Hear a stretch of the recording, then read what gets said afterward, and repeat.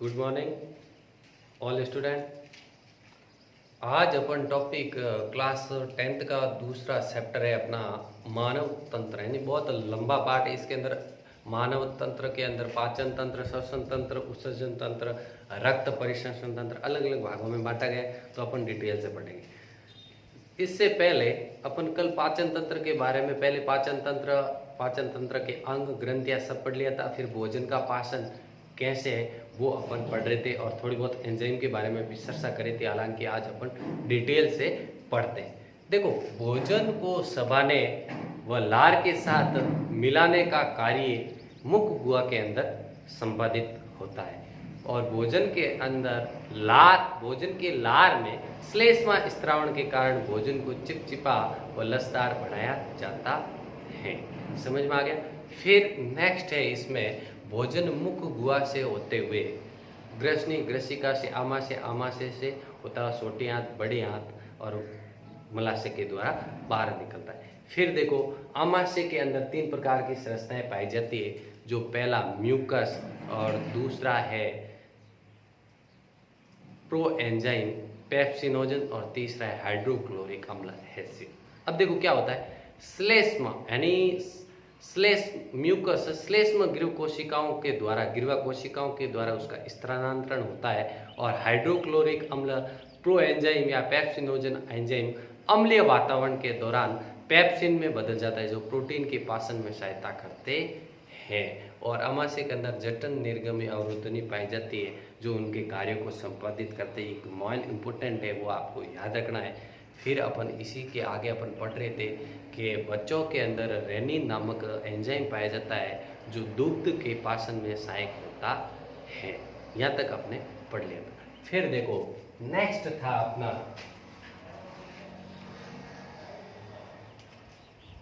था ऑक्सी। याद रखना है आपको, आज बड़े बड़े लिख रहा हूं वैसे, हालांकि ऑक्सी टंग की कोशिका है। हैसियल यानी इसको एक बार लिखूंगा मैं शॉर्ट फॉर्म में, हाइड्रोक्लोरिक अम्ल, यानी हैसियल का स्त्रावण करती है। आपको पूछ ले कि हैसियल का स्त्रावण कौन सी कोशिकाएं करती है, तो ऑक्सीटंटिक कोशिकाएं करती है। समझ में आ गया। फिर जहां भोजन कुछ घंटों के लिए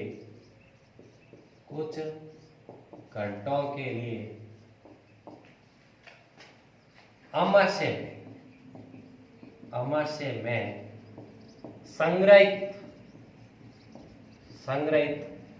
होता है, यानी कुछ घंटों के लिए किसमें संग्रहित होता है, आमाशय के अंदर संग्रहित होता है। जो देखो, जो पेशीय संकुचन के द्वारा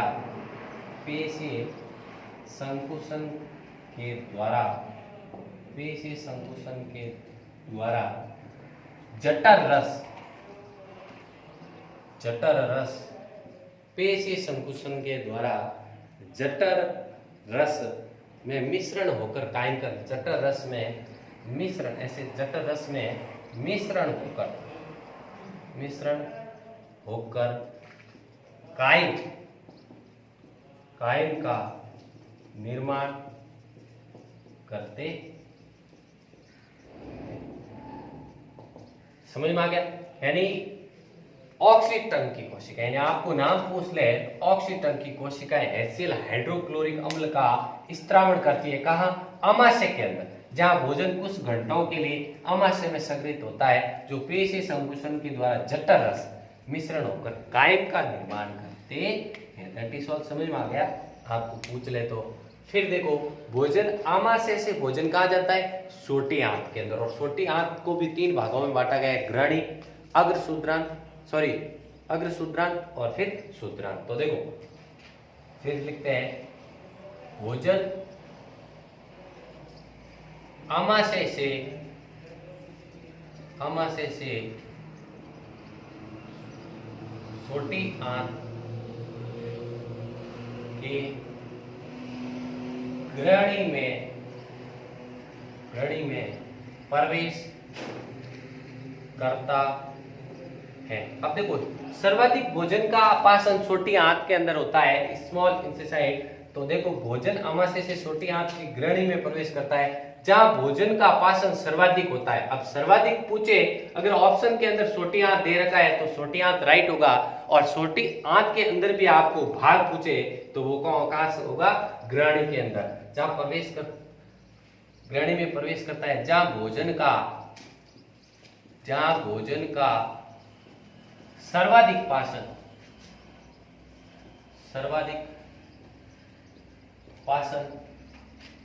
होता है। यानी सर्वाधिक भोजन का पाचन कहां होता है? छोटी आंत के अंदर, और छोटी आंत के भी ग्रहणी के अंदर। ठीक है, फिर नेक्स्ट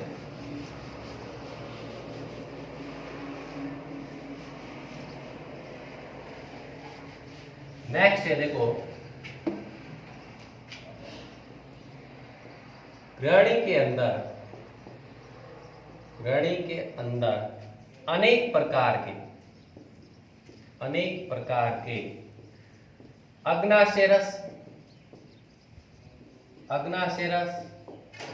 दूसरा है पित्त लवण, अग्नाशय रस, पित्त लवण, आंत्र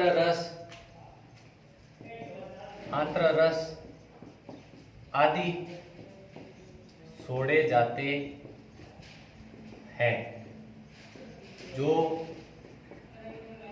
पोषक तत्वों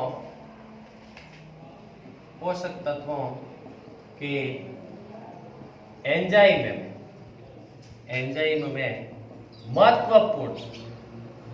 महत्वपूर्ण भूमिका निभाते हैं। समझ में आ गया?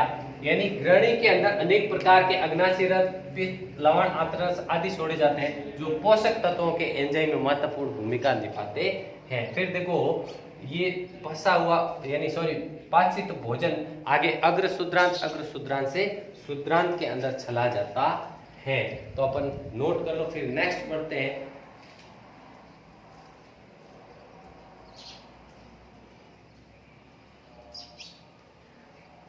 एक नीचे मैं लिख देता हूं, पित्त यानी आमाशय के अंदर पित्त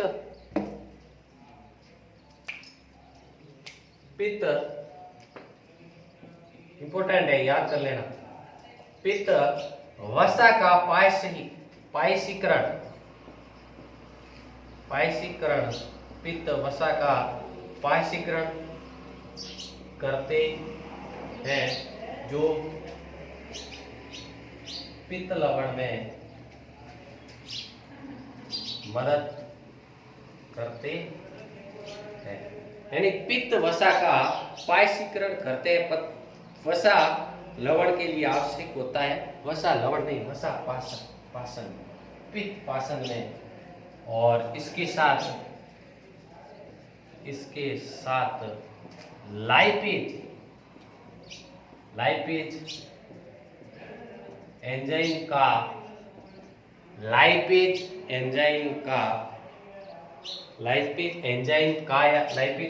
को सक्रिय करते हैं। ये कर दो, समझ में आ गया? यानी कि ग्रहणी के अंदर अनेक प्रकार के अग्नाशय रस, पित्त, लवण, आंत्र रस आदि छोड़े जाते हैं, जो पोषक तत्वों को एंजाइम में महत्वपूर्ण भूमिका निभाने का कार्य करता है। पित्त वसा का पायसीकरण करता है। कौन?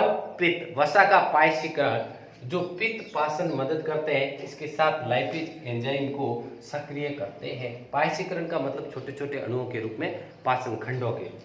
ठीक है, फिर नेक्स्ट चलते हैं अपन।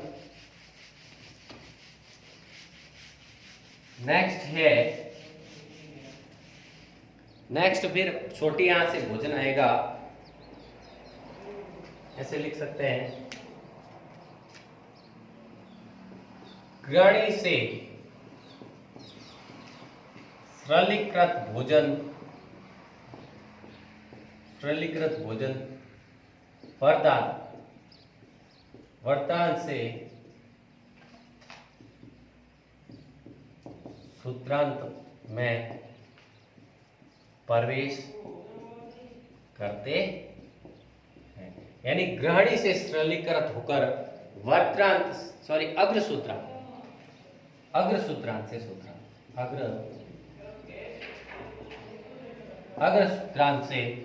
सूत्रांत में प्रवेश करते हैं या भाग को अवशोषित करते हैं। यहाँ भोजन का अवशोषण प्रवेश करके अवशोषित करते हैं। फिर देखो, अवशोषित भोजन विभिन्न कोशिकाओं के द्वारा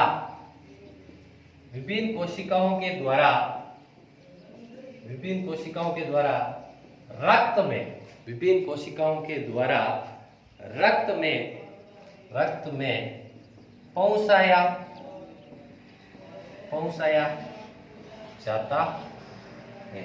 यानी विभिन्न कोशिकाओं के द्वारा किस पे पहुंचाया जाता है? रक्त में पहुंचाया जाता है। फिर हो जाएगा अपचित या अवशोषित भोजन, अवशोषित या अपचित भोजन सूत्रांत से होते हुए बड़ी आंत में प्रवेश करता है। फिर देखो, बड़ी आंत का कार्य क्या है? खनिज, लवणों व जल का अवशोषण करना तथा मलाशय के द्वारा मल को उत्सर्जन के रूप में बाहर निकालना। तो नेक्स्ट अपन लिख सकते हैं, बड़ी आंत का कार्य बड़ी आंत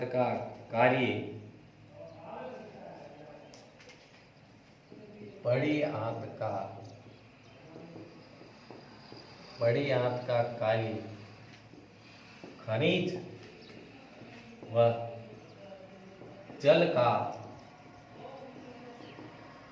अवशोषण करना। खनिज व जल का अवशोषण कौन करते हैं? बड़ी आंत करते हैं तथा शेष अपशिष्ट को उत्सर्जन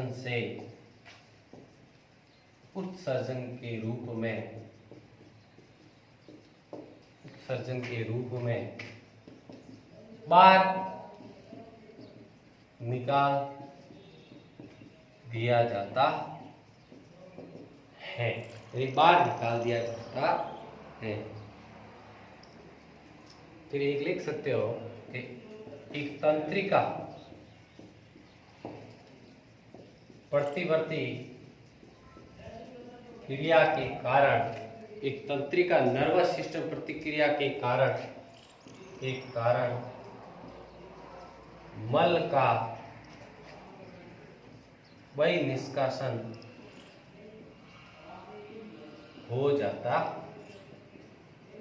ऐसे भोजन का पाचन होता है। ये हो गया भोजन का पाचन, अपना टॉपिक पूरा। देखो, बड़ी आंत के अंदर खनिज, लवणों व जल का अवशोषण होता है। समझ में आ गए?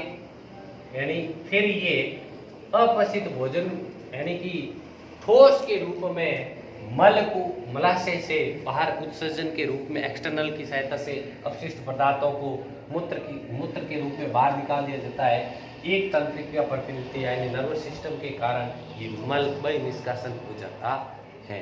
फिर अपने एंजाइम नेक्स्ट,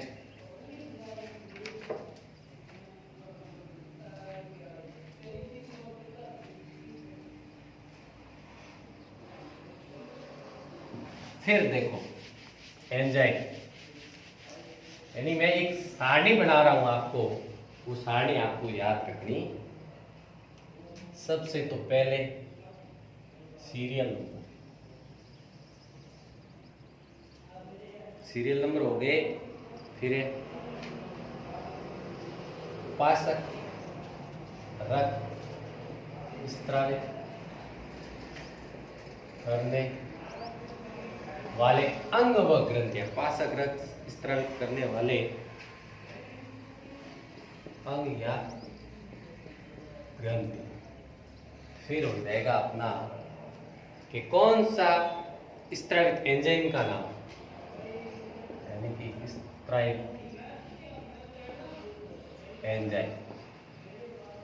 फिर अपना स्त्रावित एंजाइम और कौन से भाग, कार्य और कार्य स्थल, यानी कार्य हो जाएगा और कार्य में जटिल से सरल ये हो गया। और फिर कार्य स्थल कहां से ये होता, कार्य स्थल। अब देखो ये एक मैं सारणी बना रहा हूं, ये सारणी बहुत इंपॉर्टेंट है 10th के लेवल से। जैसे सबसे पहला है अपने लार ग्रंथि, यानी कहां से इस तरह होती है, लार के अंदर टाइलिन व एमिलेज मैंने बताया था। तो देखो सबसे पहला है टाइलिन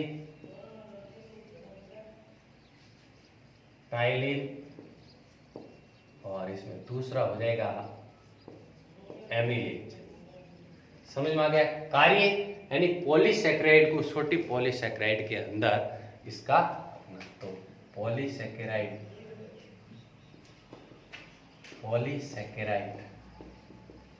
यानी पॉलीसैकेराइड जैसे स्टार्च या ग्लूकोज कैसे भी लिख सकते हो, जैसे स्टार्च या ग्लूकोजन पॉलीसैकेराइड को छोटी पॉलीसैकेराइड, ये मैं शॉर्ट में लिख रहा हूं, मतलब आप छोटी पॉलीसैकेराइड मतलब समझ गए, ठीक है। जैसे इसमें देखो माल्टोज एंजाइम क्या होता है, इस तरह। पहले मैं सारणी बना देता हूं, फिर और कार्यस्थल हो जाएगा वो मैं एक एक के बारे में आपको समझाऊंगा। समझ में आ गया। ये पहला हो गया अपना पूरा।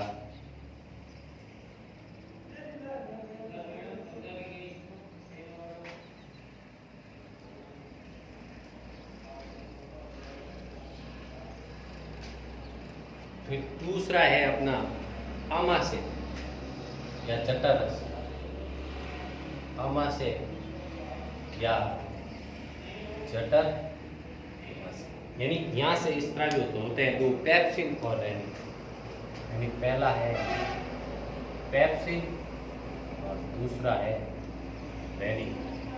और पेप्सिन का प्रोटीन का पेप्टाइड हो जाएगा, यानी प्रोटीन किस में बदलेगा, इसमें प्रोटीन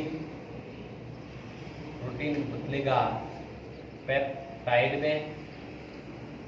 और ये कैसिन बदलेगा, कैसिन प्रोटीन बदलेगी कैसिन यानी प्रोकैसिन के अंदर। किसके अंदर, प्रोकैसिन के, पैराकैसिन के अंदर। फिर तीसरा अपना हो गया, सॉरी ये का कार्यस्थल इसका आमाशय। तीसरा है अपना अग्नाशय, दूसरा हो गया। तीसरा अपना हो गया अग्नाशय। यानी अग्नाशय के अंदर अब देखो सबसे पहला है इसके अंदर एमिलेज, फिर दूसरा है ट्रिप्सिन, फिर तीसरा है काइमोट्रिप्सिन, फिर चौथा है कार्बोक्सी पेप्टाइड,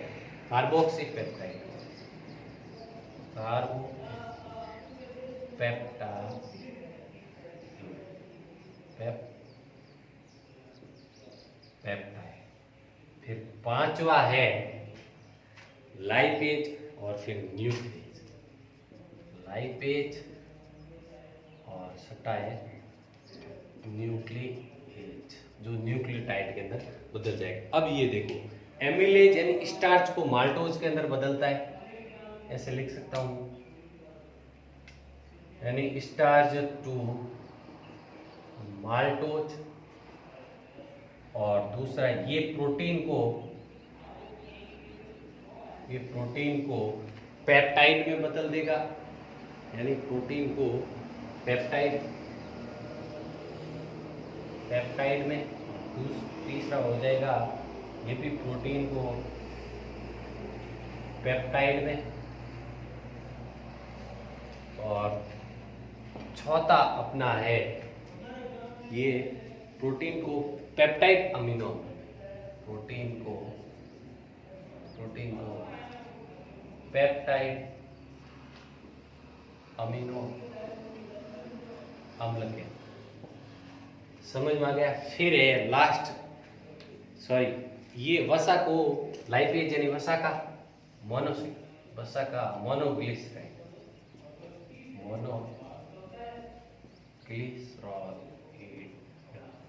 मोनोग्लिसराइड के अणुओं, यानी मोनोग्लिसराइड वश्य अम्ल या मोनोग्लिसराइड अम्ल। और फिर 6 न्यूक्लियस का हो जाएगा न्यूक्लियोटाइड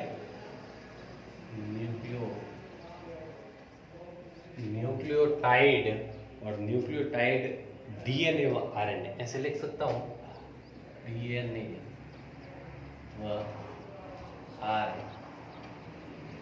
अब देखो ये आपको सारणी याद रखनी है। इसके बाद 2 और है, यानी एक आंतरिक रस और यकृत के द्वारा स्त्रावित। देखो पाचक रस कहां से स्त्रावित होता है, एग्जाम के अंदर आएगा, लाल ग्रंथि द्वारा स्त्रावित एंजाइम उसके कार्य, यानी ये टाइलिन एंजाइम है जो लार के अंदर उपस्थित होता है। ये पोलोसैकेराइड स्टार्च को किस में बदलता है, स्टार्च और ग्लूकोजन किस में बदलते हैं, स्टार्च को ग्लूकोजन में, और एमिलेज छोटी पॉलीसैकेराइड्स को माल्टोज के अंदर, और ये कार्यस्थल का है मुख्य हुआ। समझ में आ गया। फिर दूसरा है आमाशय यानी जठर रस, यानी पेप्सिन और रेनिन 2 प्रोटीन है। ये पेप्सिन प्रोटीन को पेप्टाइड में बदलेगा, और ये रेनिन एंजाइम कैसिन प्रोटीन को पैराकैसिन के अंदर बदलेगा, और ये कार्यस्थल का है आमाशय। तीसरा है फिर अपना अग्नाशय पैंक्रियाज, एमिलेज एंजाइम स्टार्च को माल्टोज के अंदर बदलता है, और ट्रिप्सिन प्रोटीन को पेप्टाइड के अंदर, और काइमोट्रिप्सिन प्रोटीन को पेप्टाइड के अंदर बदलता है, और कार्बोऑक्सीपेप्टाइड प्रोटीन को पेप्टाइड के अंदर, और अमीनो अम्ल और लाइपेज वसा का मोनोग्लिसराइड अम्ल के अंदर परिवर्तन करता है, और न्यूक्लियोटाइड के अंदर यानी डीएनए व आरएनए। और ये कार्यस्थल है इसकी छोटी आंत के अंदर। छोटी आंत के अंदर ये सब क्या होते हैं, एंजाइम स्त्रावित होते हैं। तो अब देखो 2 अपने पीछे रह गए, 2 अपन इनके भी ऐसे के ऐसे सेम पाचक रस स्त्रावित करने वाले लार ग्रंथि पाचक रस स्त्रावित करने वाले अंग कौन सी ग्रंथि है, स्त्रावित एंजाइम, कार्य और कार्यस्थल। ये इंपॉर्टेंट सारणी है। हर 10th के एग्जाम, बोर्ड एग्जाम के अंदर पॉइंट ऑफ व्यू के अनुसार ये एक क्वेश्चन पक्का आता है। फिर इसके अपने 2 पॉइंट और रहेंगे, चौथा और 5वां आंतरिक रस, और एक रहेगा यकृत लीवर से स्त्रावित होने वाले एंजाइम। 2 एंजाइमों के बारे में अपन नेक्स्ट वीडियो के अंदर चर्चा करते हैं। और आप ध्यान रखना कि ये एक इंपॉर्टेंट टॉपिक है पाचन तंत्र के अंदर। ये आपको याद हो गया, समझो पूरा पाचन तंत्र आपको याद हो गया। आज के लिए धन्यवाद, मिलते हैं नेक्स्ट वीडियो के अंदर।